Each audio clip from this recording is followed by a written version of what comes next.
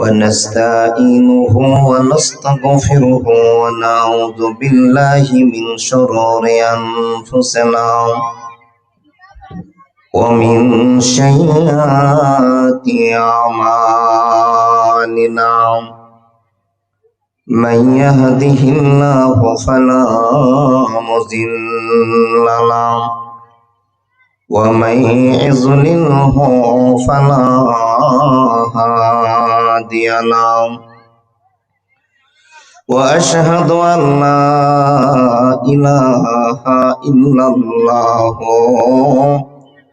وحده لا شريك له وأشهد أن محمدا عبده ورسوله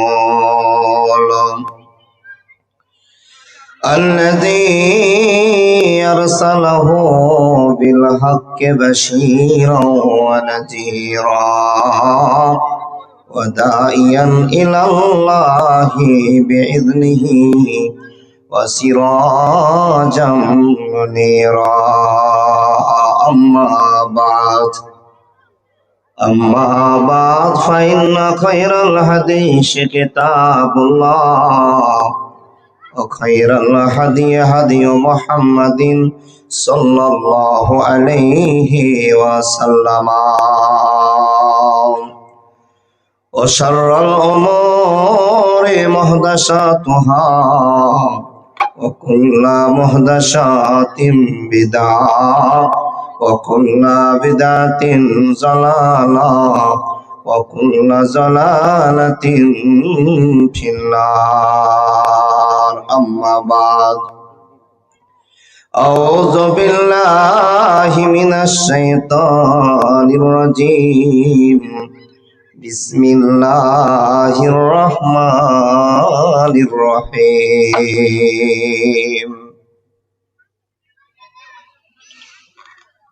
إنما يعمر مساجد الله من آمن بالله واليوم الآخر وأقام الصلاة وآتى الزكاة ولم يخش إلا الله وقال الله تبارك وتعالى في كلامه المجيد والفرقان الحميد بسم الله الرحمن الرحيم ألم تر كيف فعل ربك بأصحاب الفيل ألم يجعل كيدهم في تضليل وأرسل عليهم طيرا أبابيل ترميهم بحجارة من سجيل فجعلهم كعصف معقول بسم الله الرحمن الرحيم يا أيها الذين آمنوا لا تلهكم أموالكم ولا أولادكم عن ذكر الله قال النبي صلى الله عليه وسلم من بنى لله مسجدا بنى الله له بيتا في الجنة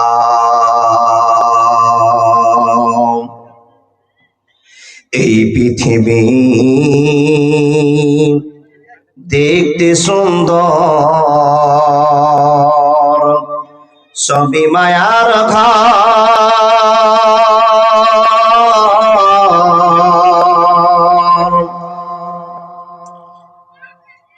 এই পৃথিবী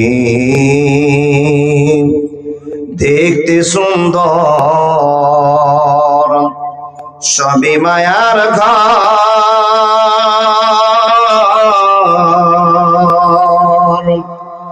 আইছো একা যাইবা একা তোমার কিসের অহংকার মানুষ, কিসের অহংকার,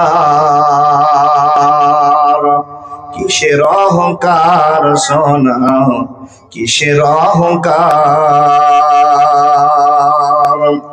যাদের জন্য করলা তুমি জমি জমা ঘর,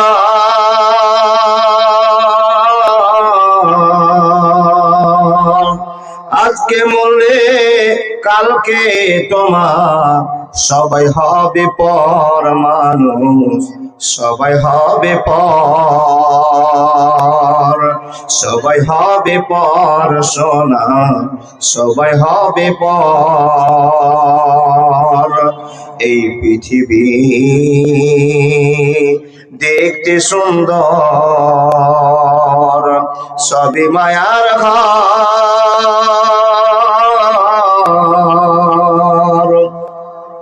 আইছো একা যাইবা একা, কিসের অহংকার বলো, তোমার কিসের অহংকার। যাদের জন্য করলা তুমি জমি জমা ঘর,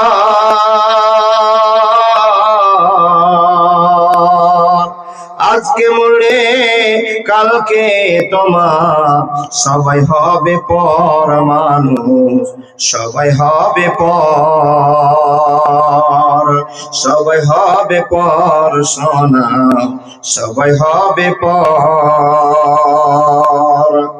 আইছো একা যাইবা একা অন্ধকার কবর,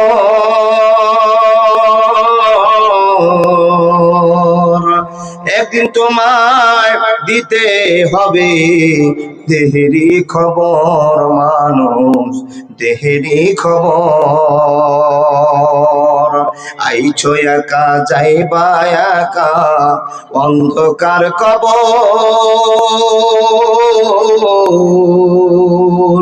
একদিন তোমায় দিতে হবে বডিরই খবর সোনা, বডিরই খবর। আরে দুঃখ যদি হইতো বিক্রি হইতাম আমি ধনী,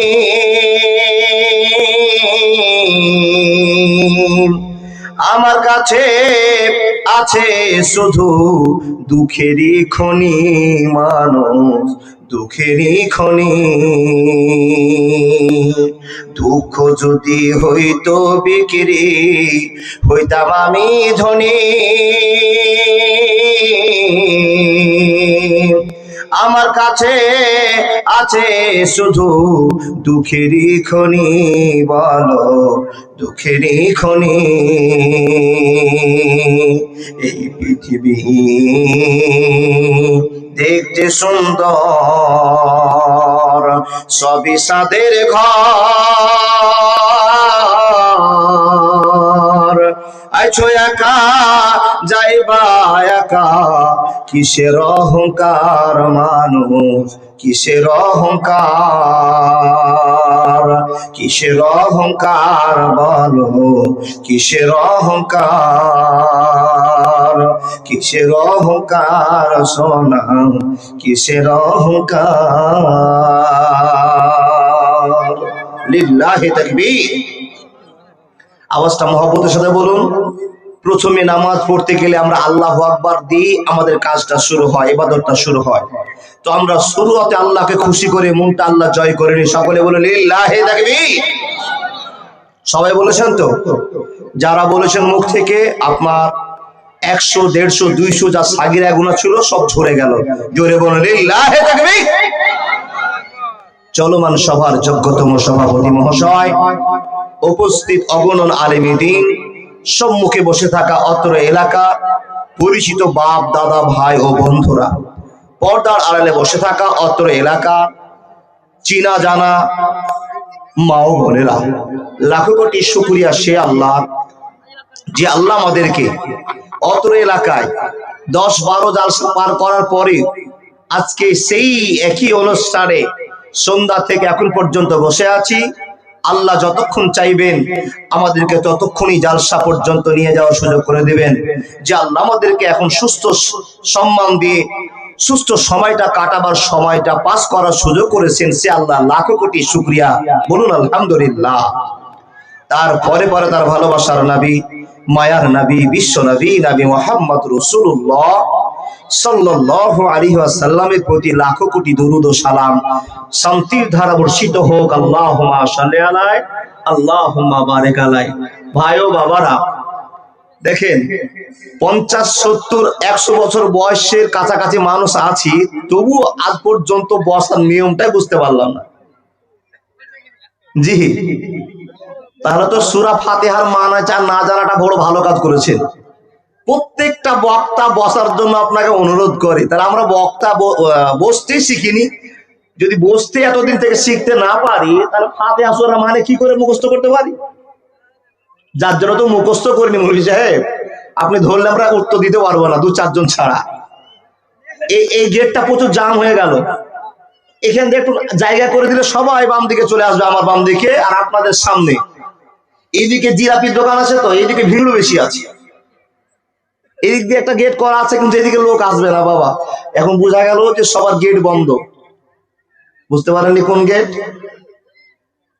সরা পচা যত কুটুম ছিল গো বাপ, আজ লক্ষ্মীপুরকে গরমে দিল বাপ। আল্লাহু আকবার।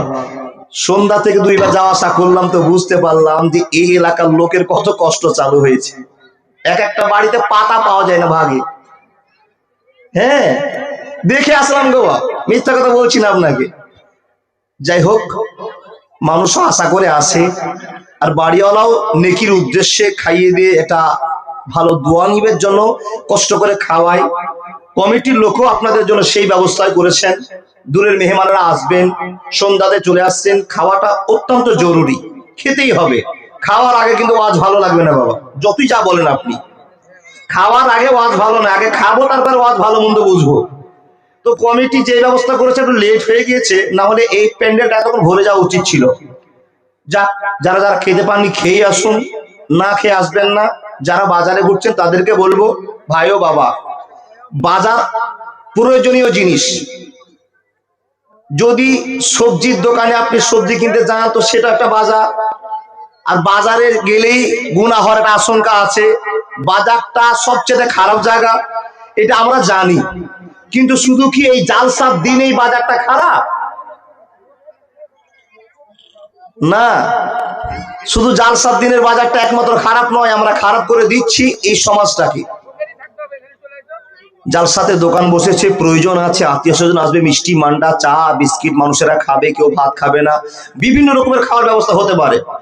কিন্তু রং তামাশা করে মেয়েরা ঘুরে বেড়াবার, এখানে একটা আনন্দ তৈরি হবে, এখানে গুনাহ কামাই হবে। এই জন্য আপনাকে বক্তারা সকলে নিষিদ্ধ ঘোষণা করে, যে এই নিষিদ্ধ ঘোষণাটা এই জন্য করে যে এখানে গুনাহ হয়ে যেতে পারে, এই জন্য নিষেধাজ্ঞা। এই জন্য আমাদের সতর্ক থাকতে হবে। তো এত কিছু বলার পর, জানার পর, দোকান হচ্ছে হোক, কিন্তু নিজে যদি ভদ্রতা না হই, ভদ্রতার পরিচয় না দিই, কেউ ভদ্র করতে পারবে? সবচাইতে বড় কথা, আমরা যদি নিজে নিজে ঠিক হয়ে যায়, আর আমাদের অন্তত বেটি ছেলেটিকে, আমার স্ত্রীকে, আমার বেটিকে, আমার মাকে, আমার বোনকে, যে লোকটা বসে আছে খালি ওটিকে বলছি, ওই সমস্ত মানুষগুলো যদি নিজের নিজের পরিবারকে ঠিক করে নেন, তাহলে দোকান লাগাটা গুনহার কাজ নয়। শরীয়তি জিনিস বিবি প্রয়োজন আছে নিলাম, কিন্তু বাবা যে কাজগুলো আমরা করছি, এই কাজটা দেখেই বাধ্য হতে হচ্ছে বলতে যে একেবারেই বন্ধ করে দিতে হবে। যাই হোক, বুঝতে পেরেছেন, বারবার বলবো না যে এটার সামনে জাম করবেন না। এই মফিজুল মামু, এই চাচা বাবার দিকে উঠিয়ে দেয়, এদিকে বসে দাও তো, আর এই যারা ফাঁক করে দাও তো বাবারা, ও মামা চলে আসো, দেখো মুজাফর মামা এদিকে বসে যাও, হ্যাঁ ছেড়ে দাও। এই বাপ, ওয়াজ কি করে করবো গো? 15 মিনিট খালি মানুষকে বসাতে লাগবে, আর 15 মিনিট আলোচনার কথা বলতে 30 মিনিট শেষ, আর 8 ঘন্টা কথা বলবো, তারপরে শুরু হইবে ফকির বহা গাড়ি। বুঝলেন না? তো সময় তো দূর দূর করে পার হচ্ছে। 2 ঘন্টার ভিতরে যদি 1 ঘন্টা ওয়াজ করি, তাও একটু ভালো লাগে।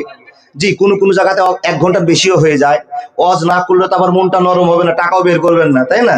তো আল্লাহ তাবারাক ওয়া তাআলার ভালোবাসাকে সামনে রেখে আপনাদেরকে আহ্বান করছি, মুসলমানের পরিচয় দেন। তার কারণ আপনার পরিচয়ে, আপনার ব্যবহারে, আপনার ডানে পাশে যে সমস্ত ভাইয়েরা আছে ওরা দেখে বুঝে যাবে না মুসলমান ধর্মটা, মুসলমান মানুষগুলো খুব ভালো মানুষ, আর এদের ধর্মটা সত্যিকারে ভালো।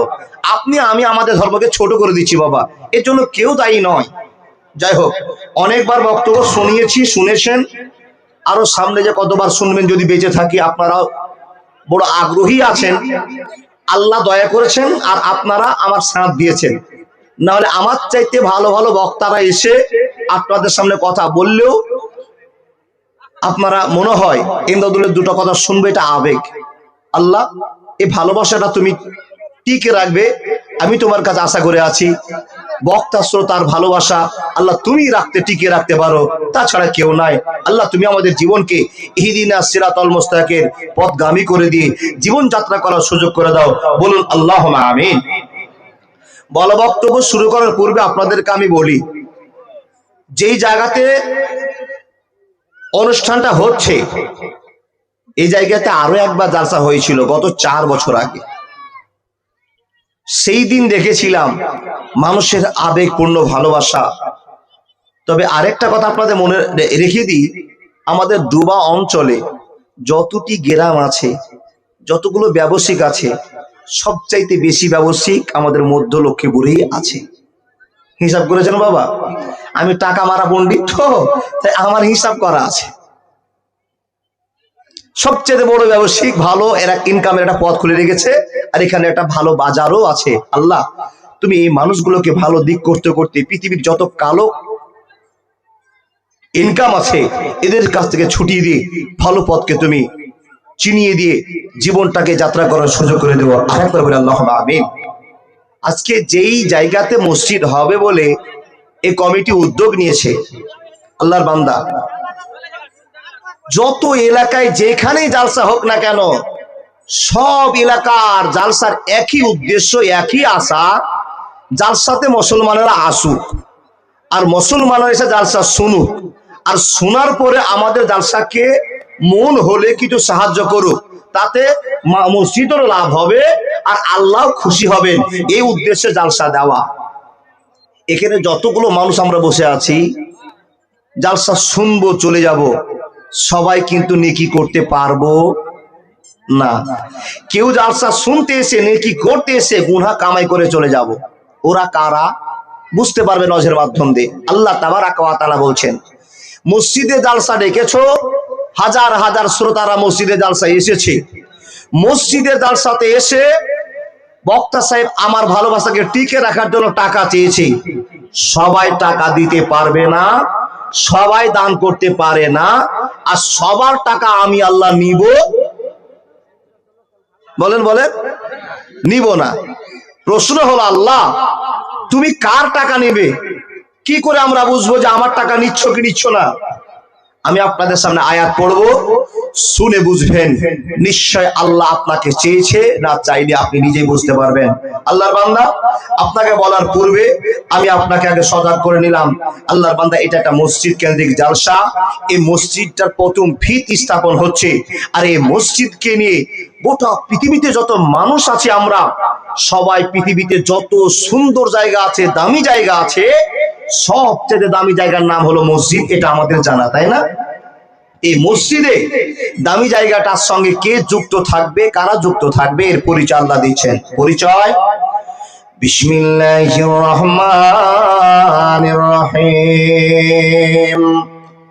ইন্নামা ইয়ামুরু মাসাজিদাল্লাহি মান আমানা বিল্লাহ।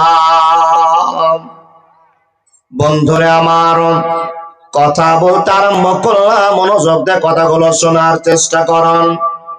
এক এক করে নতুন নতুন কথা না বললেও আপনাকে চিনিয়ে দেওয়ার জন্য, বুঝিয়ে দেওয়ার জন্য কিছু তথ্য, কিছু আলোচনা আপনার সামনে উপনীত করবো ইনশাআল্লাহ। বন্ধুরে, আল্লাহ তাবারাক ওয়া তাআলা বলছেন, সবার টাকায় মুসলমান মসজিদ বানাবে না, সব মুসলমান দান করে মসজিদে নেকি ইনকাম করতে পারবে না। মানুষেরা সকলে জালসা শুনবে, কিন্তু সবাই দান করে জান্নাতের রাস্তা ক্লিয়ার করতে পারবে না। মসজিদের সঙ্গে যাদের অন্তরটা লিপিবদ্ধ থাকবে, যাদের অন্তরটা টাঙানো থাকবে, মসজিদের টান ভালোবাসা অন্তরে থাকবে, ওই মানুষটার আল্লাহ পরিচয় নবী মুহাম্মদ কি দিয়ে বলেছেন, মানুষ রে কিয়ামতের দিন 7 প্রকার লোককে আল্লাহ আশ্রয় দিবেন, ভালোবাসা দেখিয়ে তাদেরকে কাছে টেনে নেবেন।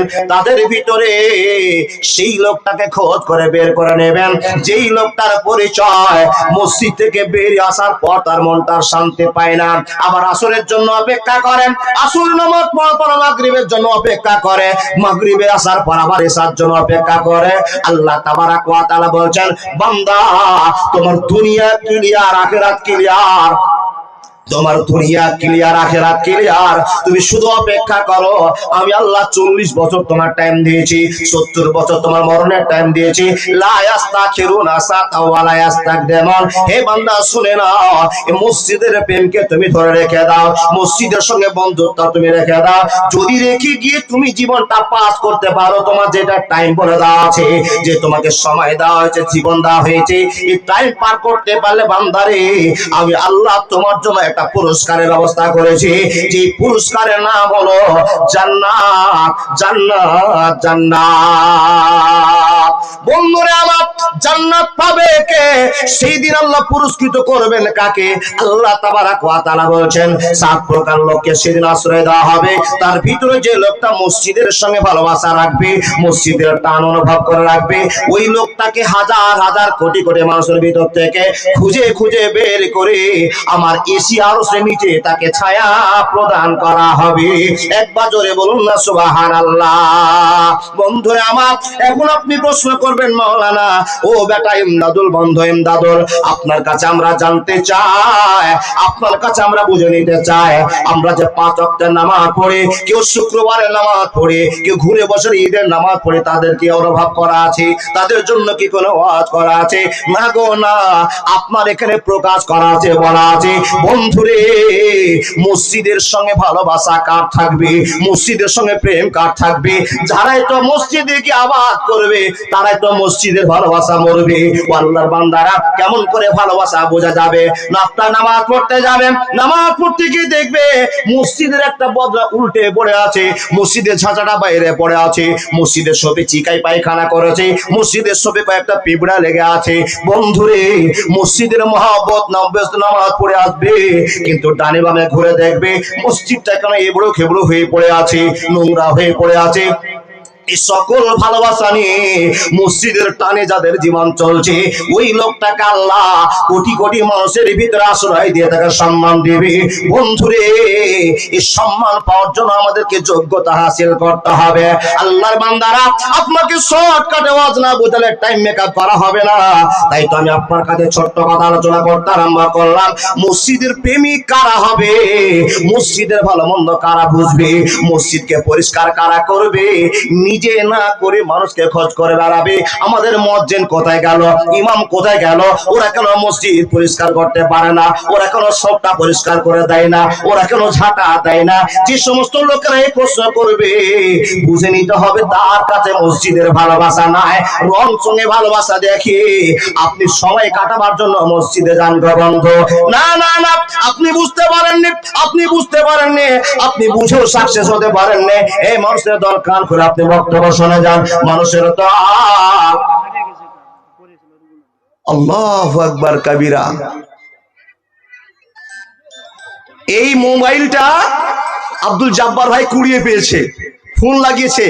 দেখেন মুসলমানের পরিচয়টা দেখুন গো বাপ, এখানে বড় একটা আকর্ষণের কথা ঢুকে গেল। মুসলমানের পরিচয়, মুসলমান টিকাতে পারে। আমার ভাই আব্দুল জব্বার পেয়েছে, ব্যস্ত হয়ে ফোন লাগাচ্ছে। ধরে নিতে এটাকে, এর ব্যবস্থা করে দি। হ্যালো, হ্যাঁ হ্যালো, বলো, হ্যাঁ বলো। তোমার হয়তো তুমি এখানে আসো 30,000 জমা দিলে যাও, স্টেজে আসো। পড়ে গেছে খ্যাপার হাতে, পন্ডিত হাতে পড়েনি, যাবার আল্লাহর খ্যাপা। মাওলানা ভালো করে চেক করে দিবেন, না তো এইখানে গোলমাল আছে। জি জি জি জি, আল্লাহু আকবার কাবিরা। দেখলেন গো, এই পরিচয়টা আপনাকে জাগিয়ে তুলবে। মুসলমান সত্য, ইসলাম ধর্ম সত্য, আল্লাহকে বিশ্বাস করে সত্য। ও আল্লাহর বান্দা, এখানে পরিচয়টা পেয়ে গেলেন। ওয়াজ ভুলে গেলাম, কি ওয়াজ করছিলাম? মসজিদ। আমি ভুলে গেছি, তো আপনারা ভুলে গেছেন নাকি? না না, আপনাদের মনে আছে। আচ্ছা, একটা মনে করে দেন, কি জায়গাতে ছেড়েছি? মাশাআল্লাহ, জাযাকা। জি, আপনারা অনেক মানুষ ভুলে গেছে আমি কোন জায়গাতে ওয়াজ ছেড়েছি। হ্যাঁ বন্ধুরে আমার, শুনে যান।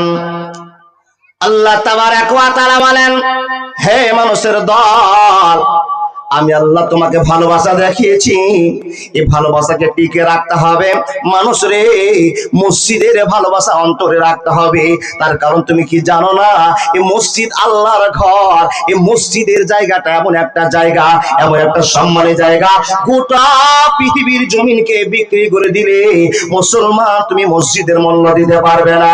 এটা আল্লাহর ঘর, আল্লাহর ভালোবাসার জায়গা। এখানে সবাই চান্স পাবে না, যারা পাবে তাদের পরিচয় দিয়েছে, ইন্নামা ইয়ামুরু মাসাজিদাল্লাহি মান আমানা বিল্লাহ, যার ঈমানকে খাড়া করে, ঈমানের উপর বিশ্বাস রেখে, ওয়াল ইয়াউমিল আখিরে, ও বন্ধু বল আমার, আখিরাতের উপর বিশ্বাস করে, নামাজ কায়েম করে যারা জিন্দেগি বাসার করবে, ওরা একমাত্র মসজিদের ভালোবাসা বুঝতে পারবে, ওরা একমাত্র আল্লাহর ভালোবাসাকে টিকে রাখা সম্ভব মনে করবে।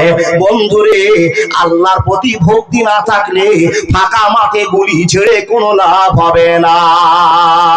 যে ঈমান প্রয়োজনে জ্বলে ওঠে না, যে ঈমান সত্য ন্যায়ের কথা বলে না, যে ঈমান অন্তরে নাই, যে ঈমান বাস্তবে নাই, মুখে শুধু ফাঁকা গুলি, কি করে তারে বলো ঈমান বলে, কি করে তারে বলো ঈমান বলে।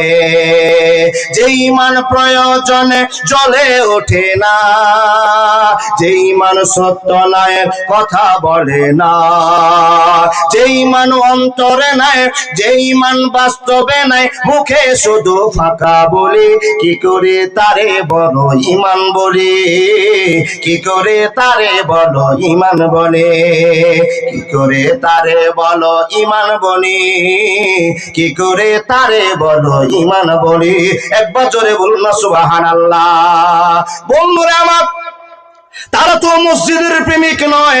মসজিদকে নোংরা দেখার পর মসজিদটাকে পরিষ্কার করে দিল না, এদের ভালোবাসা আল্লাহর পথে নয়। গিয়ে মসজিদে খোঁটা দিতে শুরু করে, একে খোঁটা দেয়, ওকে খোঁটা দেয়, সবাই পার করে চলে আসে। এই মানুষের দল এখান থেকে বুঝে নিতে হবে, এই ফাঁকা মাঠে গুলি ছাড়তে এসেছে, আল্লাহর ভয়ের জন্য মসজিদের সঙ্গে বন্ধুত্ব করতে পারেনি।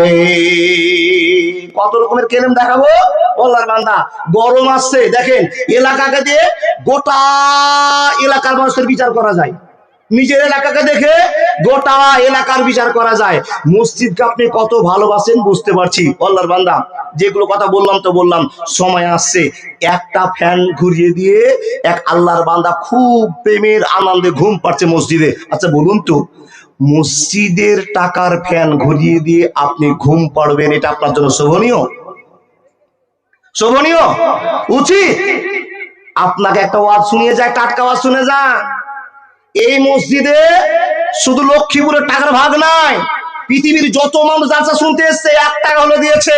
আপনাকে প্রশ্ন করে যায়, আপনি যে মসজিদের ফ্যান চালিয়ে দিয়ে খুব আনন্দ করে হাওয়া খাচ্ছেন আর ঘুমাচ্ছেন, খবরটা নিয়েছেন আপনি?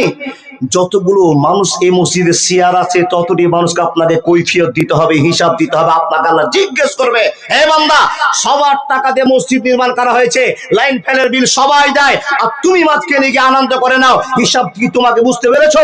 তুমি হিসাব বুঝতে পেরেছো বান্দা?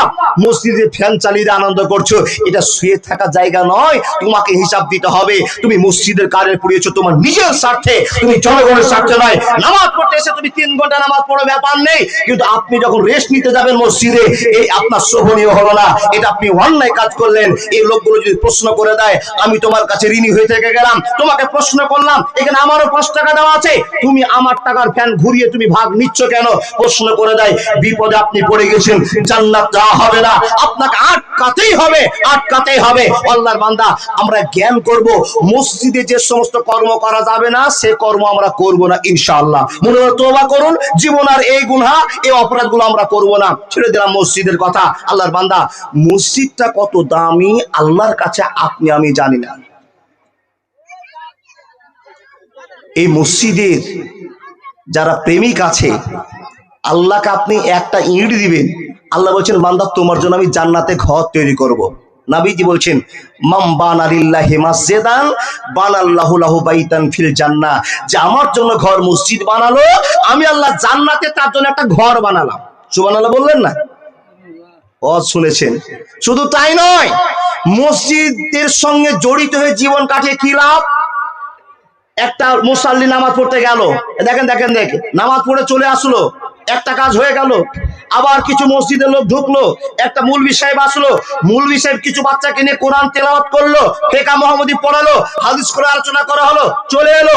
আরেকটা মুসাল্লি মসজিদে ঢুকলো, ঢোকার পরে মসজিদের লোকটা নামাজ পড়া পর 2 হাত তুলে মুমিন বান্দাদের জন্য, নিজের জন্য কাঁদলো। আল্লাহর বান্দা, সবই আপনার সাদকাতুল জারিয়া, সবই আপনার সাদকাতুল জারিয়া।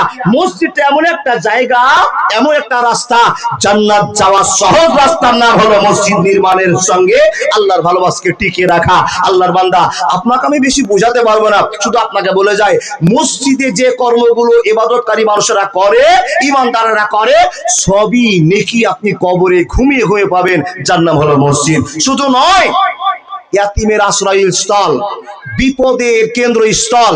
মানুষ যখনই বিপদে পড়ে তখন আল্লাহকে ডাকে, আর আল্লাহকে স্মরণ হলেই মানুষ মসজিদের কথা মনে ফেলে, ঠিক না ভুল? যখনই বিপদে পড়ে তখনই মসজিদের কথা মনে পড়ে, আর মসজিদে গিয়ে কাঁদতে ভালো লাগে। আল্লাহর বান্দা, ফাঁকা মসজিদে একলা আপনি কেঁদে আছেন, বাপ ভাই কাকা কাকি নানা নানি কেউ নেই, শুধু আপনি মসজিদে গিয়ে একলাই 2 রাকাত নামাজ পড়ার পর মন ভরে কাঁদছেন আর মনটাকে হালকা করছেন। আল্লাহ বলছে, বান্দা কেউ তোকে আশ্রয় দেয়নি, চলে আমার ঘরে, আমার কাছে বস, আমি আল্লাহ তোকে আশ্রয় দিব, আমি আল্লাহ তোর বুকে শান্তি দিব, পৃথিবীর কেউ তোকে শান্তি দিতে পারবে না, আমার কাছে বস, আমাকে খুশি করার চেষ্টা কর। তাই তো যেই লোকটা মসজিদে নামাজ পড়তে ঢুকেছে, আপনারা আমরা যত 5 টাকা 1 টাকা করে দান করেছি, ও বন্ধু, সেই টাকার ভালোবাসা আপনাকে কবরে আল্লাহ পৌঁছে দিবে। জোরে বলুন সুবহানাল্লাহ। মসজিদ সম্পর্কে ওয়াজ বুঝাতে গিয়ে একটা কথা, আপনাদের পরিচিত কথা আপনাকে জানাই, একটা সূরা আমরা তেলাওয়াত করি, আল্লাহর কাছে মসজিদের কত দাম একটু শুনুন, আল্লাহর কাছে মসজিদের কত সম্মান একটু বুঝে নিতে হবে। দেখুন, ইসলাম হরিশঙ্কর আল্লি আসবে না,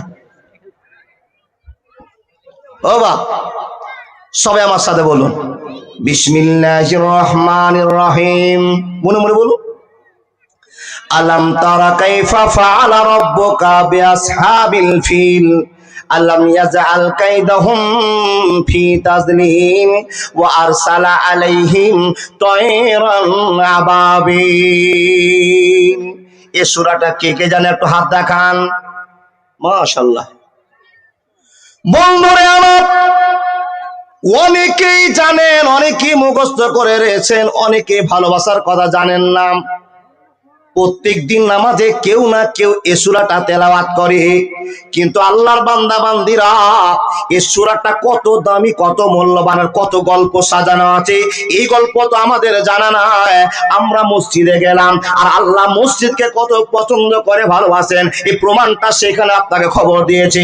আর আল্লাহ আপনাকে জানিয়ে বলছেন, আপনি বলছেন আলাম তারা কাইফা ফাআলা, আল্লাহ আপনাকে বলছেন, বান্দারে তুমি কি জানো, এই মসজিদে এসেছো তো মসজিদের একটা গল্প তুমি কি জানো? না না, তুমি জানো না। আল্লাহ বলছেন, আমি গল্প করছি, তুমি শুনে নাও। মানুষ রে, আল্লাহ তাবারক ওয়া তাআলা আপনাকে মসজিদের গল্প শুনিয়ে বলছেন, এ মানুষের দল, তোমরা কান খুলে শুনে নাও, আমি আল্লাহ তোমাদেরকে জানিয়ে দিলাম, যারা মসজিদ বানাবে, আল্লাহর ভয়ে আল্লাহর ভালোবাসায় মসজিদ বানাবে, এই মসজিদ আল্লাহর জিম্মাদার, আল্লাহর ঘর। পৃথিবীতে কেউ গির্জা ঘর বানিয়েছে, কেউ সুয়ার ঘর বানিয়েছে, কেউ বাথরুম বানিয়েছে, কেউ রুম বানিয়েছে, কত রকমের প্রাসাদ দুনিয়ায় তৈরি করেছে, কিন্তু বন্ধুরা আমার, কেউ পারতে, আরে ভাই একে চিনিয়ে দিয়ে দেন, কেমন কে চিনেছি ভাই, উফ সুবহানাল্লাহ, একে চিনি, চোর হইলে আবার কাকে ধরে আসতে পারবো। আল্লাহ, ওকে মিষ্টি খাওয়াও ভাই, আর হাত পাতে দোয়া করলিও। গেটের সমস্ত লোকগুলো, গেটে দাদাগুলোকে বলছি, বাবাজি থেকে বলছি, এই মন্ডল সাহেব এসো। কালো চশমা দেখে দাঁড়িয়ে আছে।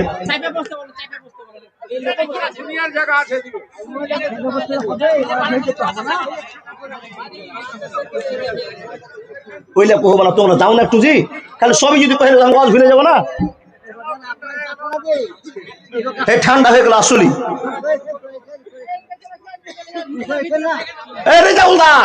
একবার 3 ঘন্টার মতন দাঁড়িয়ে আছে একবারে কালো চশমা দিয়ে। এই পর্দা কালো উঠাও তো, রাস্তা বড় করে দাও। আলম ভাই বেরো বেঠাও। লাও, আবার ভুলে গেছি। সহজে ভুলিনি বাপ, আপনাকে মনে করে নিচ্ছি যে আপনারা যার সাথে আছেন না, ওই জিলাপির হিসাব চলছে মাথায়। পরে গেলে 22 জিলাপি পাবেন নাকি, ওই টেনশনে আছেন নাকি? আল্লাহর বান্দা, আল্লাহ তাবারাক ওয়া তাআলা বলেন, বান্দারে প্রত্যেক দিন আলাম তারা কাইফা ফাআলা রাব্বুকা বিআসহাবিল ফিল, এত সুন্দর করে তেলাওয়াত করো, নামাজ পড়ে চলে আসো, কিন্তু এই সূরার ভিতরে কত রহমত ভালোবাসার কথা আমি খবর জানিয়েছি, বান্দা তুমি সেটা জানো না, জানো না, জানো না। হে রব্বুল আলামিন, আমি কেমন করে জানবো? আমি যে একজন সাধারণ মানুষ, আমি যে একটা শিক্ষিত মানুষ নয়, আমি কোরআন শিখিনি আল্লাহ, আমি তোমার এই আয়াতটা ভয়ে ভয়ে মুখস্থ করেছি, কিন্তু মানেটা জানার কথা নাই। এ মাওলানা, আপনি একবার বলুন না মানেটা কি হবে? আল্লাহর বান্দা শুনে যান, আল্লাহ তাবারাক ওয়া তাআলা বলছেন, আলাম তারা কাইফা ফাআলা রাব্বুকা বিআসহাবিল ফিল, তোমরা কি জানো না, তোমরা কি দেখোনি, তোমরা কি শোনোনি, আমি আহসাবে ফিল, আমি হাতিওয়ালাদের সঙ্গে, আবরাহার কওমের সঙ্গে কেমন ব্যবহার করেছি, তোমরা কি সেটা জানো না? তোমরা কি খবর পাওনি? মানুষরা শুনে নাও, আবরাহা কেমন করে আমার মসজিদকে ধ্বংস করার জন্য সিদ্ধান্ত নিয়েছে, কিন্তু জানো না আমি সেই আবরাহার কওমকে নিস্তেনাবুদ করে দিয়েছিলাম আমার মসজিদকে বাঁচাবার জন্য। বন্ধুরা আমার, অনেক কুরাইশের লোকেরা মনে করেছিল কুরাইশকে মনে আল্লাহ ভালোবাসে, যার জন্য আল্লাহ গজব তাদের উপর চাপিয়ে দিয়েছিল। আল্লাহ ক্লিয়ার করে বলছেন, ও কুরাইশের মানুষেরা শুনে নাও, ও কুরাইশ বংশের লোকেরা তোমরা শুনে নাও, তোমার জন্য আমি এটা বিপদ পার করিনি, আমার ঘর মসজিদকে বাঁচার জন্য আমি পাঠিয়েছিলাম আবাবিলকে, আমি ঝাঁকে ঝাঁকে পাখি পাঠিয়েছিলাম তোমাদেরকে সাহায্য করবার নয়, আমার কাবা শরীফকে ভাঙার জন্য, আমার কাবা শরীফকে টিকে রাখার জন্য। মানুষ রে, এখন চট করে আপনি প্রশ্ন করে বলবেন, ও ভাই ইমদাদুল, কি এমন ঘটনা ঘটেছিল আপনাদের সামনে, আমার কাছে একটু বলে দেন, আপনি একটু আলোচনা করেন। রে মানুষের দল, আপনাকে সুন্দর করে বুঝাতে আরম্ভ করলাম, আল্লাহর কাছে মসজিদ কত দামি, কত প্রিয়, কত ভালোবাসার জায়গা। আল্লাহ তাবারাক ওয়া তাআলা বলছেন, হে মানুষের দল, তাহলে যখন গভীর রাত হয়ে যাবে আমার কাছে চলে আসো, আমার ঘরে আমাকে ডাকো, বান্দারে যা চাইবে আমি আল্লাহ তোমাকে দিতে বাধ্য হব, তুমি যদি নিতে জানো অসুবিধা হবে না, হবে না, হবে না।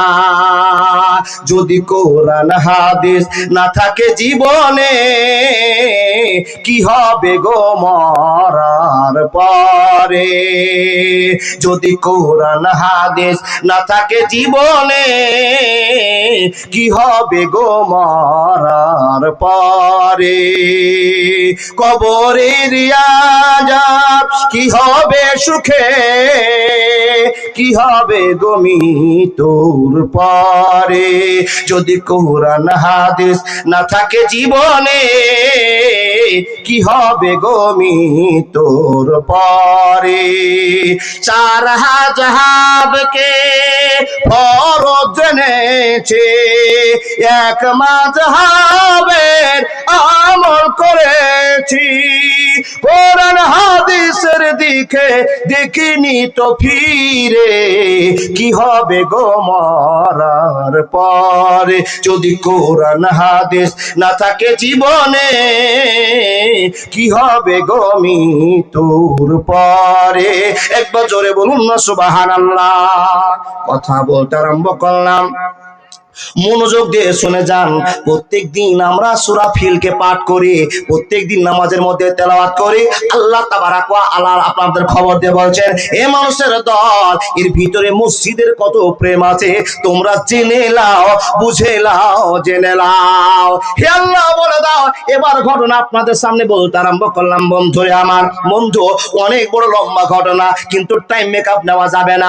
মানুষের দল, আল্লাহ তাবারাক ওয়া তাআলা আপনাকে খবর জানাচ্ছি, যারা মসজিদের উপর হামলা করবে শুনে নাও, ওরা কোনোদিন ফিরে যেতে পারবে না, ওদেরকে ধ্বংস করে দেওয়া হবে। তার কারণ এটা কারো ঘর নয়। এই আল্লাহর বান্দা, আপনাকে বোঝার জন্য আমি বলছি, আপনি একটা 5 লাখ টাকা খরচ করে একটা বিল্ডিং বাড়ি করলেন, আপনি একটা সুন্দর করে ঘর নির্মাণ করলেন, আর ওই ঘরটা যদি কেউ বিনা কারণে ভাঙতে আসে, বলুন তো আপনার ঘরকে ভেঙে দেওয়া যারা পার্টি আসবে, যারা ভেঙে দিতে আসবে, ওই ঘরটাকে রক্ষা করার জন্য আপনি জীবন পর্যন্ত দেওয়ার জন্য তৈরি হবেন কি হবেন না?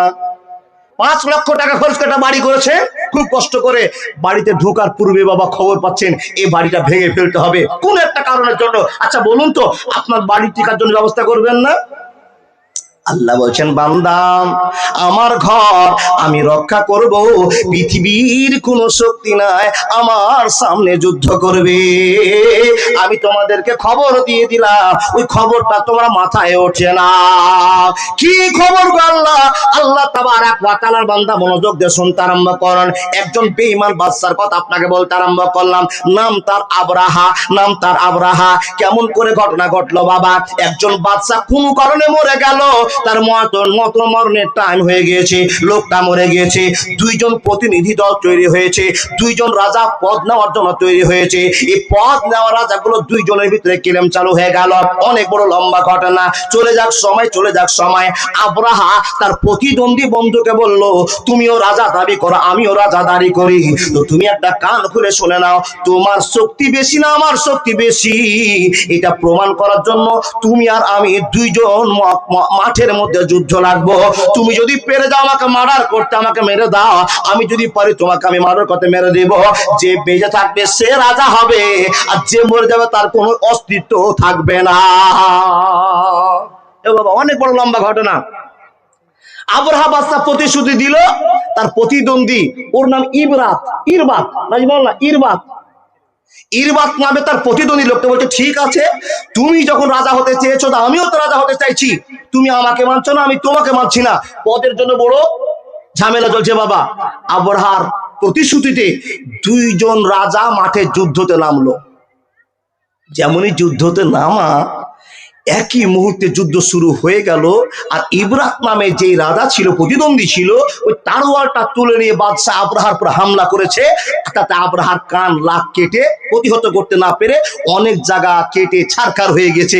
আল্লাহর বান্দা, এবার আবরাহা বাদশা চালাক ছিল, লম্পট বেঈমান ছিল, যার জন্য তার শত্রুদের পক্ষকে আগেই তার মিত্র যারা ছিল, তার বন্ধু যারা ছিল, তাদেরকে বলেছিল, যদি আমি পরাজয় ঘটতে দেখো, আমাকে পরাজয় ঘটতে দেখো, আমি যদি শক্তি হেরে যায়, তো তোমরা চুপ করে বসে থাকবা না, তোমরা হামলা করে দিয়ে তাকে মেরে দেওয়ার চেষ্টা করবে। কোন মতে যদি আমি বেঁচে যাই, তো আমি মসনদে বসে রাজা হবই হব ইনশাআল্লাহ। বাবা, ইনশাআল্লাহ তো বলেনি, আমি বলতে ভুল করে দিলাম, ও তো বেঈমান। আর মানতে পারলাম না। ও মা বোন, পুরুষদেরকে এতক্ষণ বোঝালাম, এখন আপনাদেরকে বোঝাই। সামনের দিকে জায়গা আছে, পিছন আঁটে না। এটা আমি বলেছিলাম আলম ভাইকে, যে ভাই যা দাসা প্যান্ডেল করেছো, যত লোক দেখছি, জায়গা হবে না। জি জি জি, মা বোন, এটা একটু ব্যবস্থা করে দেন না, জায়গা তো আর করা যাবে না এত তাড়াতাড়ি। সামনে যেটা পূরণ করে নেন, পিছনটা ফাঁকা করে দেন। বন্ধুরে আমার, 2 বাদশা মাঠের ভিতরে লড়াই লেগে গেল। আর ইবরাত নামে বাদশা আলেই সে যোদ্ধা আবরাহার উপর হামলা করে দিল। আবরাহা মাটিতে পড়ে গেল, কিন্তু মরে যায়নি। নাক কাটলো, কান কাটলো, মাথা ফাটলো, অনেক ক্ষত বিক্ষত হয়ে গেল। কিন্তু বন্ধুরে, আবরাহা যে সমস্ত লোককে কথা বলে রেখেছিল, আমি যদি হেরে যাই তো তোমরা তার প্রতিশোধ গ্রহণ করে নেবে, আবরাহাকে যখনই মাটিতে পড়ে যেতে দেখা, তার বন্ধুরা এসে ওই ইবরাতকে তারওয়াল দিয়ে কেটে কেটে পিস পিস করে দিল। একজন লোক ছিল, সে দৌড়িয়ে এসে আবরাহার পক্ষ থেকে তারওয়াল ধরে ওই ইবরাতকে খুন করে দিল, মার্ডার করে দিল। লোকটা একেবারে জমিনে শেষ হয়ে গেল। আবরাহা বাদশাকে হাসপাতালে নিয়ে যাওয়া হলো। আবরাহা সুস্থ হলো, বেশ কিছুদিন চিকিৎসা করার পর সুস্থ হলো। সুস্থ হয়ে যাওয়ার পর মসনদ দখল করলো। যখন মসনদ দখল করলো, রাজা হয়ে গেল, তার প্রতিদ্বন্দ্বী তার কেউ নেই, ওকে মেরে ফেলে দিল, তার কর্মচারী, ও আল্লাহর বান্দা, প্রতিদ্বন্দ্বী তার কেউ নেই।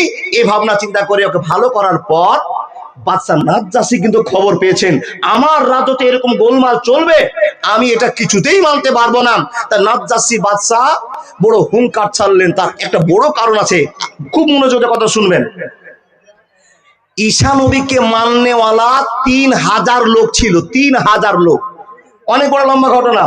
3000 লোক ঈসা নবীর উপরে ঈমান এনেন, ঈসা নবীকে নবী বলে মেনে স্বীকৃতি দিছিল। বাবা, খ্রিস্টানেরা কি করলো জানেন? খ্রিস্টানেরা সব একটা বড় পরীক্ষা খনন করেছে, মানে গর্ত করেছে। খোঁড়ার পরে যে সমস্ত লোকেরা ঈসা নবীকে নবী বলে মেনেছে, সব মুসলমানগুলোকে একই জায়গাতে গাড্ডাতে ফেলে আগুন চালিয়ে দিয়ে পুড়িয়ে দিয়েছে। জোরে বলুন ইন্না লিল্লাহি ওয়া ইন্না ইলাইহি রাজিউন। ঈসা নবীকে যারা মাননেওয়ালা ছিল, ওই সমস্ত মুসলমানদেরকে শেষ করে দিল। কোন ক্রমে একজন লোক বেঁচে গেল। বাবা, সেই লোকটা খুব কৌশল করে বাদশা নাজ্জাশীর কাছে চলে গিয়েছে। আর সে কৌশল করে যাওয়ার পর সম্পূর্ণ ঘটনা বাদশা নাজ্জাশীকে বলে দিয়েছে। নাজ্জাশী বাদশা কিন্তু খ্রিস্টানদেরই বাদশা, আজ বুঝতে পারছেন, খ্রিস্টানদেরই বাদশা। কিন্তু এর অন্যায়গুলো বাদশা নাজ্জাশী সহ্য করতে পারলো না।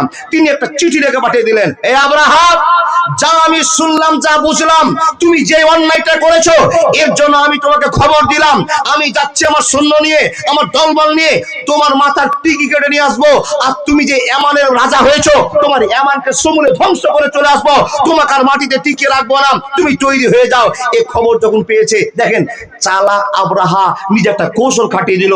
আমি তো নাজ্জাশীর সঙ্গে জিততে পারবো না, একটা কূট কৌশল করি। বাবা, কিছু পৃথিবীতে চালাক মানুষ আছে, এরা হলো ধোঁকাবাজ মানুষ। কোন কাজ আপনার কাছে হাসিল করবে তো গা লেড়ে লেড়ে করবে, বাবা, ফুসলে ফুসলে করবে। আর যখন কাজটা শেষ হয়ে গেল, তখন আপনার সঙ্গে আর পরিচয় নাই। যেমন নেতারা ভোট যখন আসবে, যে লোকটা শত্রু ছিল তার গা লেড়ে লেড়ে বাপু, ধন, সোনা, কাকা সব বলে ভোট শেষ, ভালোবাসাও শেষ। চিটার দেখলেন, এদেরকে প্রথম নম্বর চিটারের মধ্যে দাঁড় করতে হবে। আল্লাহর বান্দা, রাগ করিয়েন না, আপনাকে শুধু নয়, গোটা পৃথিবীর এই ঝামেলা। আবরাহা চিন্তা করছে আমাকে কাজ নিতে হবে। বাদশা নাজ্জাশী আমার উপর খেপে গেছে, এই খবরটা দিল কে? কিন্তু জানে না মুসলমানের ভিতরে একটা মুসলমান বেঁচে গিয়ে খবরটা দিয়েছে বাদশা নাজ্জাশীকে, আমাদের এখানে এরকম অত্যাচার হয়েছে, বাবা, অত্যাচার হয়েছে। বাদশাকে খবর পাওয়ার পর আবরাহা চিন্তা করছে, এই সঙ্গে তো আমি পারবো না, তো একটা কৌশল খাটাই। নিজের মাথার কিছু চুল কেটে একটা ব্যাগে ঢুকিয়েছে, আর কিছু সোনা দানা ঢোকার পরে, মানে ওই নাজ্জাশী বাদশার মনটাকে জয় করছে।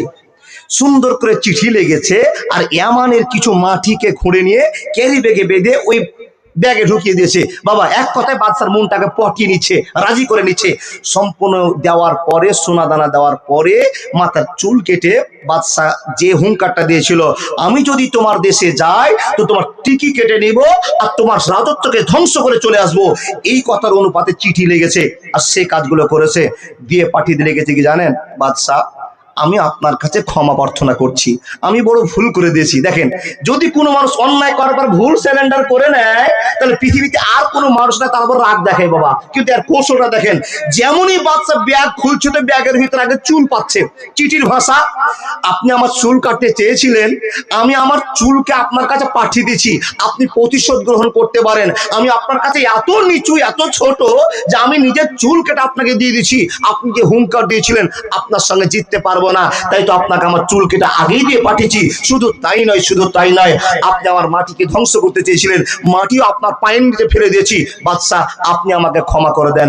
যখনই এই ক্যাটাগরিতে চিঠি লেগেছে, বাদশা নাজ্জাশীর রাগ একবারে পানি হয়ে গেছে। হয়ে যাওয়াটা স্বাভাবিক। বাদশাকে পরবর্তীতে আবার একটা চিঠি দিয়ে পাঠাচ্ছেন, বাদশা, আপনার যদি রাগ মাটি হয়ে থাকে, তো আপনাকে আমি একটা খবর দিচ্ছি, আপনি আমাদের দেশে একটু আসুন, আপনি আমার অতিথি হয়ে আসুন। তার কারণ আপনাকে আমি অতিথি হয়ে ডাকছি। আপনার জন্য একটা কেল্লা তৈরি করা হয়েছে, যেই কেল্লাটার নাম দিয়েছে টুপি ফেলা কেল্লা। কি টুপি ফেলা কেল্লা মানে যদি এখানে প্রমাণ আছে, যদি তাকাতে যায় তাকাতে তাকাতে তাকাতে তাকাতে টুপি পড়ে যাবে, যার জন্য কেল্লার নাম দিয়েছে টুপি ফেলা কেল্লা। বাবা আমি তাফসীর ইবনে কাসির থেকে দেখে বলছি। বন্ধুরা আমার, বাদশাকে বলছেন, বাদশাহ আপনি আমার এলাকায় আসবেন, আর স্পেশাল করে আপনার জন্য একটা ঘর নির্মাণ করা হয়েছে। এই ঘরে যখন আপনি আসবেন হাজার হাজার লোক আপনাকে ওয়েলকাম জানাবে, স্বাগতম জানাবে। আর আপনি আমার ঘরে এসে প্রথম পা রাখবেন, আপনার হাত দিয়ে ফিতাটা কাটা হবে। তার কথায় এমন ভাষা লিখে দিয়েছে যাতে নাজ্জাশীর কোনো রাগ না থাকে, আমাকে যেন রাজত্বটা দান করে দেয়, রাজ্যটা দান করে দেয়, আর কোনো ঝামেলা না থাকে। বন্ধুরা আমার, মন খুলে বুঝতে আরম্ভ করুন, আল্লাহর বান্দা মসজিদের কত দাম। যখন বাদশার পদ পেয়ে গেল, নাজ্জাশী বাদশা আসলো, হে মানুষের দল উদ্বোধন করে চলে গেল। যখন সময়টা পার হয়ে গেল, আব্রাহা বাদশা শান্তি পেয়ে গেল, তখন মনের ভিতরে ইবলিস শয়তান একটা পয়েন্ট ঢুকিয়ে দিয়ে বলছে, ও আব্রাহা আর চিন্তা করতে হবে না, একটা কাজ তুমি চালিয়ে যাও, এই কাজে যদি তুমি সাকসেস হয়ে যাও পৃথিবীর কেউ নয় তোমাকে আর আটকাতে পারবে। বেটা ইবলিসের বুদ্ধি আছে গো বাবা। এই জন্য তো আল্লাহকে বলেছিল, ইবলিস আল্লাহ তুমি তো আমাকে লাথি মেরে বের করে দিলে, তো আমার থাকার জায়গা কোথায়? তো আল্লাহ বলছে, তুই আমার কাছে অসম্মান হয়েছিস, তোর সম্মান তো নাই, তোর থাকার জায়গা হলো বাথরুমে। কোথায়? বলছে আল্লাহ বাথরুমে কি আমি একলাই থাকবো? বলছে তুই একলাই শয়তানি করেছিস, তুই একলাই থাকবি? বলে আল্লাহ আমি একলাই যে বাথরুমে থাকতে পারবো না। তো বলে কি করবি? বলে আল্লাহ তুমি আমাকে শক্তি দাও। বলে শক্তি দিয়েছি। বলে হে রব্বুল আলামিন, তুমি যদি আমাকে শক্তি দিয়ে থাকো আর আমি যদি শক্তি পেয়ে থাকি, তো তোমার সে আদমের বেটাকে নিয়ে আমি বাথরুমে ঘুমিয়ে থাকবো, অসুবিধা হবে না, হবে না, হবে না। এই খাপা কি করে? বলে আল্লাহ গো, অনেক আদমের বেটা আছে, তোমার নবী বলে দিয়েছে লাকাদ কানা লাকুম ফি রাসূলিল্লাহি উসওয়াতুন হাসানা, নবী মুহাম্মদকে আইডিয়াল মনে জীবন কাটাও, নবীকে মেনে জীবন কাটাও। হে আল্লাহ তুমি তো আমার থাকার জায়গা বাথরুম করে দিয়েছো, টয়লেট করে দিয়েছো, পায়খানা করে দিয়েছো। আল্লাহ গো আমি মেনে নিলাম আমি অন্যায় করেছি, যার জন্য আমি পায়খানা থাকবো, কিন্তু আদমের বেটা বেটি কেনে পায়খানা থাকবো? কেমন করে থাকবে ইবলিস বল? তো ইবলিস বলছে আল্লাহ গো পায়খানা করতে সব আদমের বেটা বেটিরা যাবে, কিন্তু কাপড় উঠিয়ে তারা পায়খানা করে নিবে, কিন্তু আল্লাহুম্মা ইন্নী আউযু বিকা মিনাল খুবুসি ওয়াল খাবাস এই কথা বলবে না। যারা বলবে না তাদেরকে নিয়ে পায়খানায় থাকবো, আর যারা বলে নিল তারা পায়খানায় থাকতে পারলো না, ইয়া আল্লাহ হাজার হাজার আমি ক্যান্ডিডেট পাবো, হাজার হাজার আদমের বেটা বেটিকে পাবো যারা বিনা দোয়াতে পায়খানা করে চলে আসবে। আল্লাহ আমার টেনশন নাই, আমাকে একলাই থাকতে হবে না। বলুন তো যতটি লোক বসে আছেন পায়খানায় ঢোকার সময় দোয়াটা বলেন? যারা বলেন বেঁচে গেছেন, যারা বলেননি কি গো? জি জি জি প্রত্যেক দিন বলবেন, না তো ইবলিসের সহিত আপনার থাকার জায়গা টয়লেটে হবে। এখন ইবলিস কিনে যদি রাতের গল্পটা আপনাকে করে যায়, ইবলিস বলছে আল্লাহ আমার জন্য তাহলে খাবার কি তৈরি করেছো? খাবার? বলে তোকে আবার কি খেতে দিব? তুই বেঈমান, তোর জন্য খাবার নয়। বলে আল্লাহ আমি খেতে পাবো? বলে কি করে? বলে আল্লাহ তুমি তো আদম সন্তানকে খেতে দিয়েছে, কিন্তু আল্লাহ আমি একটা কথা বলছি, আমি এমনই পণ্ডিত, আমি রান্না বান্না করে খাবো না, আমার আখা জ্বলবে না, হাঁড়ির দরকার নাই, বাসনের দরকার নাই, থালার দরকার নাই, গিলাসের দরকার নাই, এমনি আমার মুখে খাবার ঢুকবে। কি করে? বুঝাতে বলছি বাবা, বুঝিয়ে বলছি। কি করে? বলে আল্লাহ আদম সন্তানকে তোমার নবী বলেছে যখন খাওয়া শুরু করবে তো বিসমিল্লাহ বলে শুরু করবে, যেই বেঈমান বিসমিল্লাহ বলবে না তার সঙ্গে ফ্রিতে খাবো, তো আমার রান্না করার দিকে দরকার আছে? বুঝতে পারেননি? আল্লাহ আমি তোষকে ঘুমাবো। বলে বেঈমান তোকে থাকার জায়গা দিলাম বাথরুম, আর তুই তোষকে ঘুমাবি কি করে? বলে আদমের বেটারা শুইতে যাবে বটে, কিন্তু আল্লাহুম্মা বিসমিকা আমুতু ওয়া হিয়া বলবে না, ওর বিছানায় ঘুমাবো। বন্ধুরে আমার, ইবলিস চালাকি করে মানুষকে ধ্বংস করে দিয়েছে, আর আমরা আল্লাহকে নারাজ করে ইবলিসের চেলা হয়েছে। বন্ধুরে আমার, ইবলিস শয়তান তাকে ওয়াসওয়াসা দিয়ে বলছেন, ও বন্ধু শুনে নাও, তোমাকে আর এই কেল্লা নিয়ে চিন্তা করতে হবে না, টুপি ফেলা কেল্লা চিন্তা করতে হবে না। গোটা পৃথিবীতে তুমি এলান করে দাও, লোকেরা মানুষেরা লাখ লাখ টাকা খরচ করে কাবা শরীফ হজ করতে যায়, আর তোমাকে টাকা খরচ করে যেতে হবে না। এত বড় কেল্লা, এত বড় মসজিদ, এত বড় আমি জায়গা করেছি, ঘর তৈরি করেছি, হাজার হাজার লোকেরা তোমরা চলে আসো আর এখান থেকে হজ করে চলে যাও। আব্রাহা বলছে, ঠিকই কথা তো, এটা না করলে হয় না। এলাকায় ঘরণ করে দিল। বাবা, ও লোকেরা, তোমাদের কাবা শরীফ যেতে হবে না, এখানেই তোমাদের হজ হয়ে যাবে। এলান হয়ে গেল। যারা বেঈমান লোক ছিল তারা কেউ নামাজ চালু করছে। বাবা, মতান্তরে অনেক কথা আছে। কেউ বলছে, হ্যাঁ ওটা ইসমাইল নবীর বাপ ইব্রাহিম নবী, আর ইসমাইল নবী নিজের হাতে দেওয়াল করেছে আল্লাহর ঘর, পৃথিবীতে সম্মান দিয়ে আল্লাহ সেই ঘরটাকে তৈরি করেছে, আর ওই ঘর বাদ দিয়ে এখানে নামাজ হবে। কেমন কথা বলছো তোমরা গো? ঝামেলা চালু হয়ে গেল। যারা মানেনি তাদের ভিতরে কিছু লোক গিয়ে রাতের বেলাতে ওর কেল্লা থেকে পায়খানা করে দিয়েছে। বাপ, যখনই পায়খানা করে দেওয়া, শয়তান ওয়াসওয়াসা দিল, আব্রাহা এই পায়খানা থেকে বুঝে নিতে হবে তোমার কেল্লার 1 টাকাও দাম নাই। মানুষেরা মসজিদ বলে কেউ মানে না, টাকা তোমার কোটি খরচ হয়েছে বটে, কিন্তু তোমার কেল্লাতে মানুষ টয়লেট মনে করেছে, পায়খানা মনে করেছে। তো অতএব শুনে নাও, যতদিন কাবা থাকবে ততদিন তোমার এই মসজিদের 1 টাকাও মূল্য থাকবে না। বন্ধু আমার, বুঝাতে আমরা করলাম, বাচ্চা রাগ মেরে গেল, রাগটা ধরে গেল। ঠিকই কথা তো আমি বুঝতে পারছি, আগে কাবা শরীফ না ভাঙলে আমি আর শান্তি পাবো না। ও আল্লাহর বান্দারা, কাবা শরীফ ভাঙার জন্য তৈরি হয়ে গেল, চলতে আরম্ভ করলো। আল্লাহর বান্দা নাজাসী তো খ্রিস্টান বাচ্চা, বেঈমান বাচ্চা, এই খবরটা দেওয়া হলো নাজাসীকে, ও বাচ্চা নাজাসী এরকম এরকম ঘটনা ঘটে গেল, কি করব কি করব একবার বলে দাও। নাজাসীও হুকুম দিয়ে বললো, যাও কাবা শরীফকে সমূলে ধ্বংস করে দিয়ে আসো। বাচ্চা নাজাসী বলছেন, তুমি তো কাবা শরীফ ভাঙতে যেতে পারবে না, তো আমার কাছে একটা হাতি আছে, যে হাতিটার নাম হলো মাহমুদ, যে হাতিটার নাম মাহমুদ, ওই হাতিটাকে নিয়ে যাও, আর হাতিটাকে নিয়ে গিয়ে শিকল বেঁধে দিয়ে কাবার দেওয়ালে বাঁধবে, আর মাহমুদকে মারতে আরম্ভ করবে, তারটা আরম্ভ করবে, আর আমার এত শক্তিশালী হাতি একই বাক্যে তোমার মসজিদকে ধ্বংস করে চলে আসবে, অসুবিধা হবে না, হবে না, হবে না।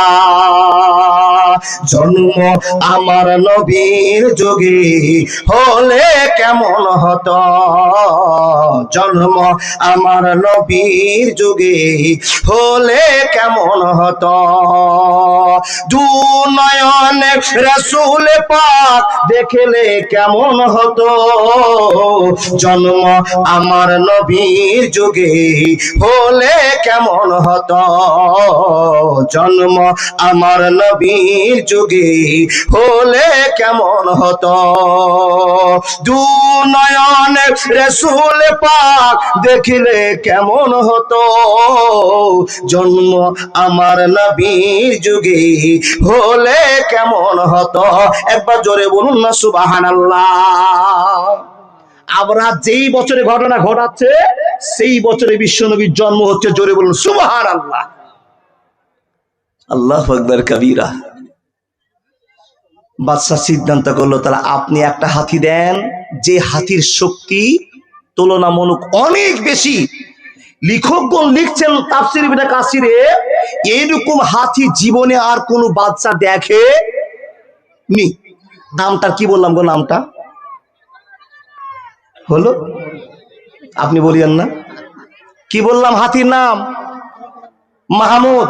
আলী না হোসেন নামিয়ে মাহমুদ, নামটা মনে রাখিয়েন। মাহমুদ সহকারে 8টা হাতি হলো। বাদশা সৈন্য সামন্ত নিল, যত প্রয়োজনীয় জিনিস মসজিদ ভাঙার জন্য নিল, এক বাক্যে আগাতে আগাতে উদ্দেশ্য করে চললো, কাবা শরীফকে আজকে ভাঙবই ভাঙবো, কাবা যদি না ভাঙে আমার কেল্লা, টুপি ফেলা কেল্লার দাম আর মসজিদ বলে হবে না। বন্ধুরা আমার, বুঝার জন্য বলতে আরম্ভ করলাম, কাবা শরীফ আর মাত্র 500 মিটার আছে, বুঝার জন্য বলছি। 500 মিটার দূরে যাবে, এমন তো সময় এই 500 মিটার পার হলে কাবা শরীফকে ভাঙতে পারবেন।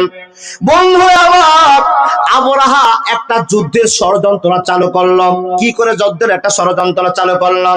বন্ধুরে, মক্কাতে যত রকমের গরিব মানুষ ছিল, যত মানুষ ছিল, কারো 5টা উট ছিল, কারো 2টা উট ছিল, কারো 50টা উট ছিল। এই করে করে করে করে করে সবাই উটগুলোকে মাঠের মধ্যে চড়াতে দিয়ে যায়, চড়িয়ে ছেড়ে দেয়। সারাদিন উঠে রাখে, আবার সন্ধ্যার সময় ফিরে আসে। এমন তো সমাতে হঠাৎ করে দেখা গেল মাঠে একটা উট আর দেখা যায় না। উটকে যেন হাঁকি হাঁকে খেয়ে নিয়ে চলে গেল। বন্ধুরা আমার, মক্কায় খবর হলো, ও মক্কার মানুষেরা, ও কুরাইশের মানুষেরা, তোমরা খবর নিয়ে নাও, একটা মাঠে উট দেখা যায় না। কি হলো কি হলো কি হলো? বলে কিছু লোককে দেখলাম হাঁকি হাঁকে নিয়ে চলে গেল। কোথায় গেল গো? অনেক বড় লম্বা ঘটনা, থাক। মক্কার লোকেরা বুঝতে পারলো, সংকেতে জানতে পারলো নিশ্চয়ই মক্কার সঙ্গে কেউ যুদ্ধ করার জন্য এসেছে। তো এই মক্কাতে একজন বীর বাহাদুর আছে, নেতা আছে। সে নেতার কাছে গিয়ে সবাই মাথা নত করে বলছে, ও নেতা, ও আমাদের দক্ষপূর্ণ মানুষ আব্দুল মুত্তালিব, আপনি তো প্রবীণ মানুষ, জ্ঞানী লোক, আর আপনারও উট ছিল। কেউ কেউ প্রমাণ করছেন বিশ্বনবীর দাদু আব্দুল মুত্তালিবের 200টা উট ছিল।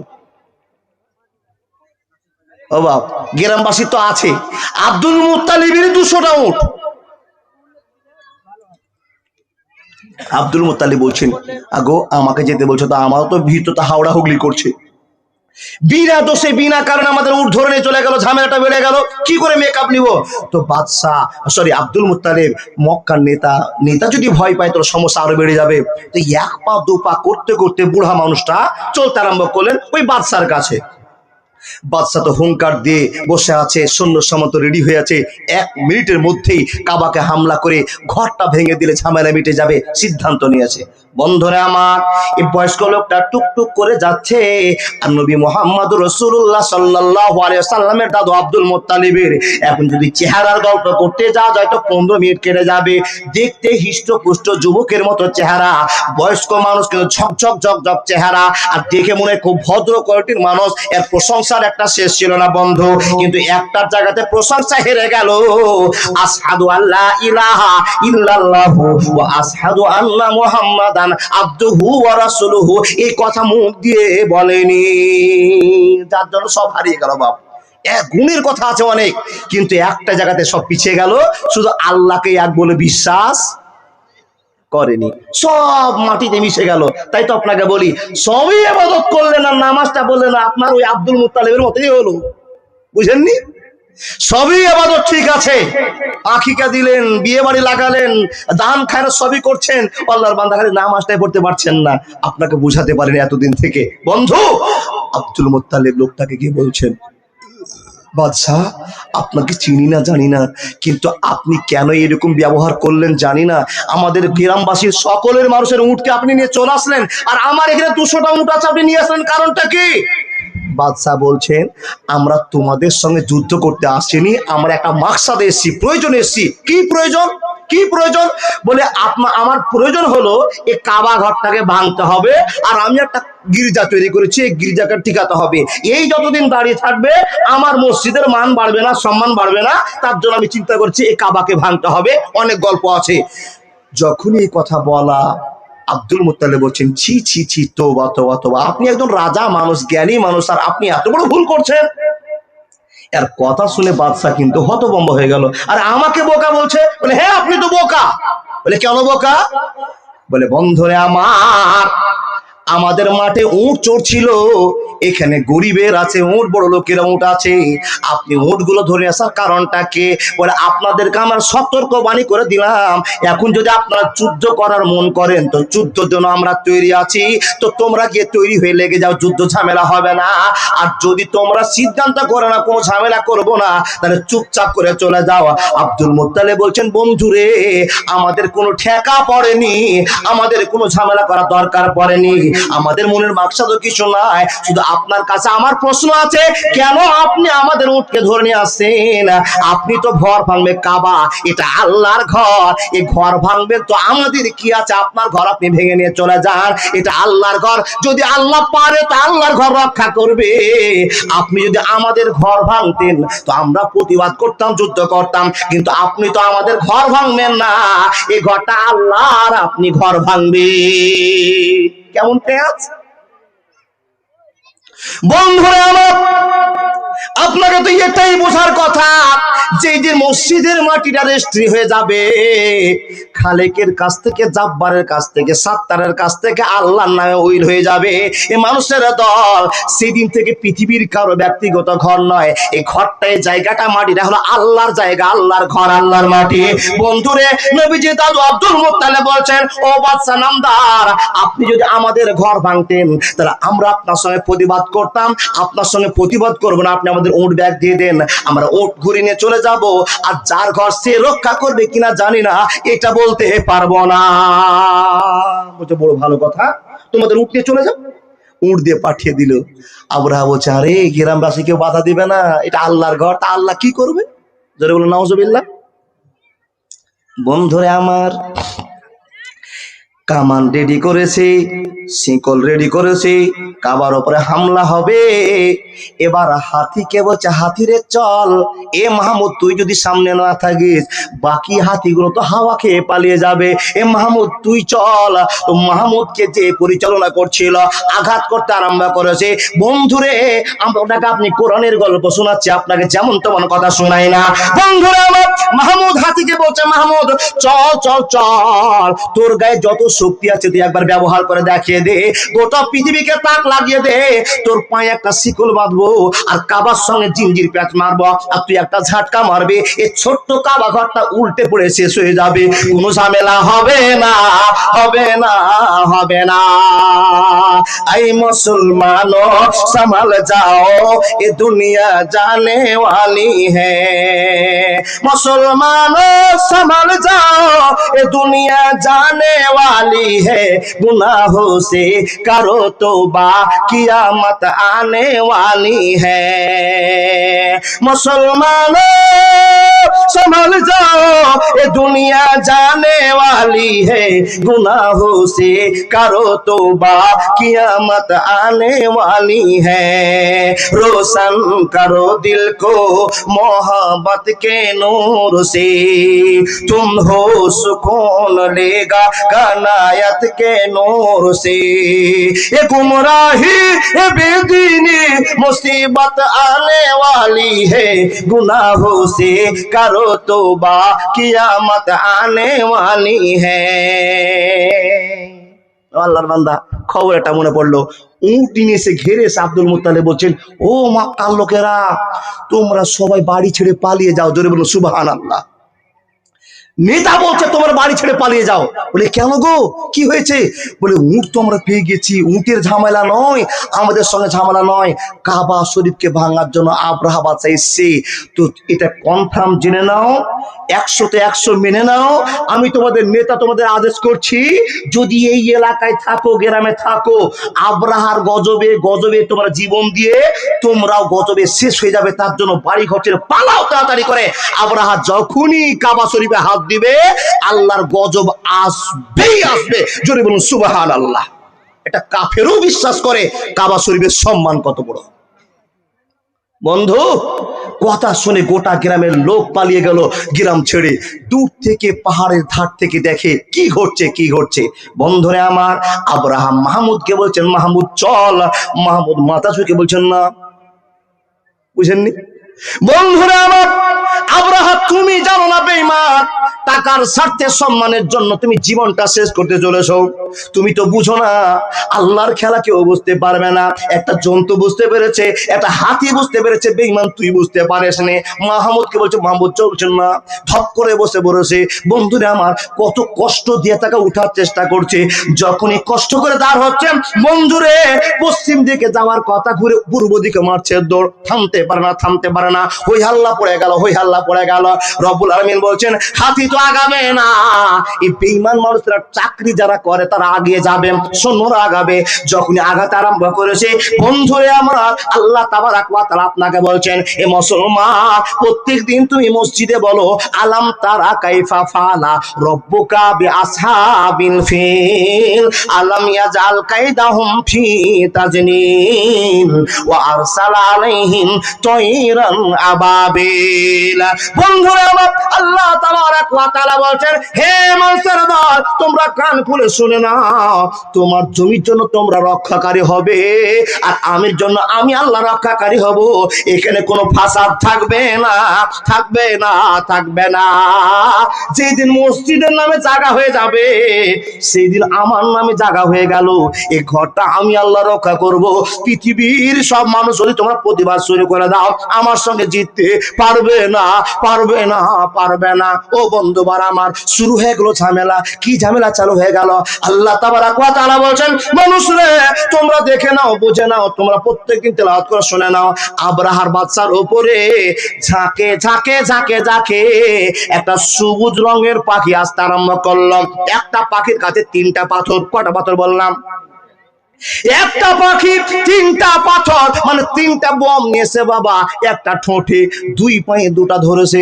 মানুষের দল আল্লাহ তাবারাক ওয়া তাআলা বলছেন, আমার জিবরাইলকে পাঠাতে হবে না, মিকাইলকে পাঠাতে হবে না, ইসরাফিলকে পাঠাতে হবে না, কোন ফারেশতাকে পাঠাতে হবে না, শুধু কুন ফায়াকুন দুটোর মধ্যে কাজ সম্পন্ন হয়ে যাবে।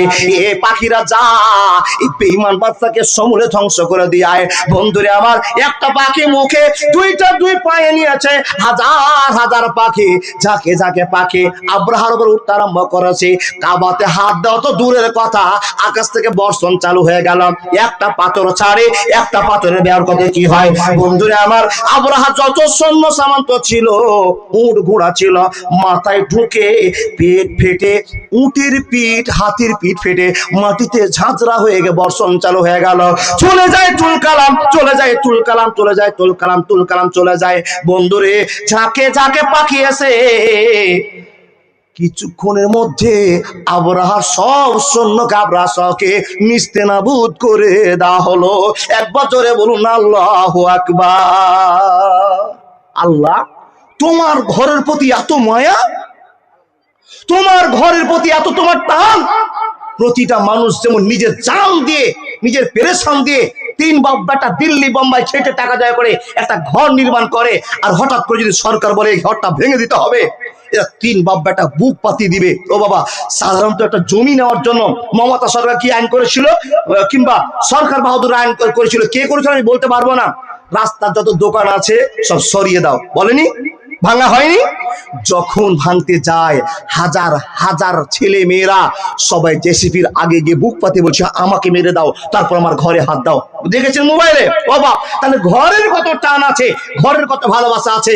আল্লাহ বলছে, বান্দা, এই ঘরটা আমার একটা টাকা নয়, হাজার হাজার লোকের টাকা দিয়ে আমার ঘর তৈরি করেছে।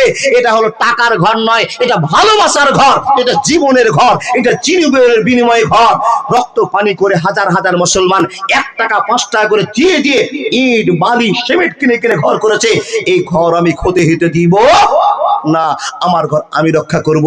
যেই ঘরের প্রতি আল্লাহর এত টান, সেই ঘরের প্রেমিক যদি আপনি হন, আমি হই, তাহলে বলুন তো আল্লাহর প্রেমিক আমরা বন্ধু হতে পারলাম কিনা? পেরেছি গো বাবা বুঝতে? আল্লাহর ঘরের সঙ্গে যদি আমাদের বন্ধুত্ব থাকে, যে আল্লাহর ঘরের টান দেখে আপনাকে বলছে, মানুষ তুমি কি জানো আলাম তারা কাইফা ফাআলা রব্বুকা বিআসহাবিল ফিল, আমি ঝাঁঝরা করে দিলাম, ধুলা ধুলা করে দিলাম কাদেরকে? বেঈমান বাদশা সহ, মাহমুদ সহ অনেকগুলো হাতিকে। তোমরা কি জানো? বুঝতে পেরেছো আমার মসজিদের উপর টান কত, ভালোবাসা কত? যদি বুঝে থাকো তাহলে বান্দা এই মসজিদের সঙ্গে বন্ধুত্ব করো, ভালোবাসা রাখো। মসজিদের সঙ্গে বন্ধুত্ব মানে তোমার রবের সঙ্গে বন্ধুত্ব। জোরে বলুন সুবহানাল্লাহ। যারা আমরা মসজিদকে ভালোবেসেছি, তারা আমরা রবকে ভালোবাসি। বাস আল্লাহ, কি নাম? মুখটা খুলো না, যে দেখি তোমাকে।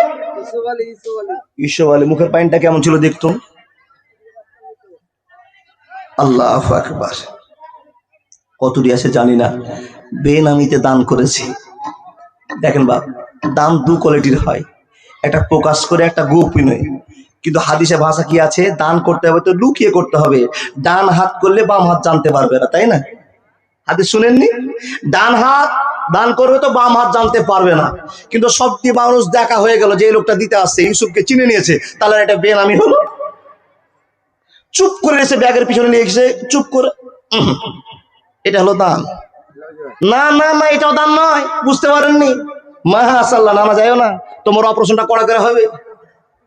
মাশাআল্লাহ, আমি প্রথম নাম্বারে আবেদন রেখেছি, যতটি মানুষ আছে সব মানুষগুলোর কাছে আবেদন, এই প্রথম ফিত স্থাপন হচ্ছে, কিয়ামত পর্যন্ত নেকি পেতেই থাকবেন সাদকাতুল জারিয়া হিসাবে।